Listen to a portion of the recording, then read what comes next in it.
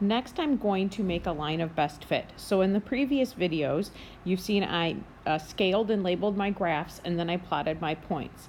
Next, I am going to look and make a line of best fit. And when I make my line of best fit, the best way to do it is to lay a ruler on this screen and on the page, and then I want a line that goes basically where I have the same number of dots above the line as I do below the line.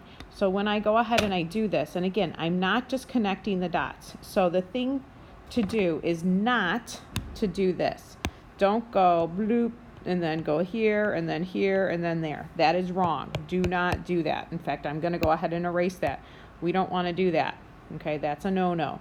What we want to do is lay a ruler on here, and we're going to connect the dots with the line of best fit. So let's use purple. How exciting. Okay, so I'm going to put my ruler on top of this, and basically I'm going to kind of eyeball what my line of best fit is. It does not have to go through 0. Sometimes it will, but it does not have to go through 0. So you'll notice that I've maybe gone through one of the lines, but not most of the lines. And you see how it's super straight because I used a ruler to make the line of best fit. So that's how I go ahead and I make my line of best fit. Do not start at 0. Look at what the points are telling you to make your line of best fit.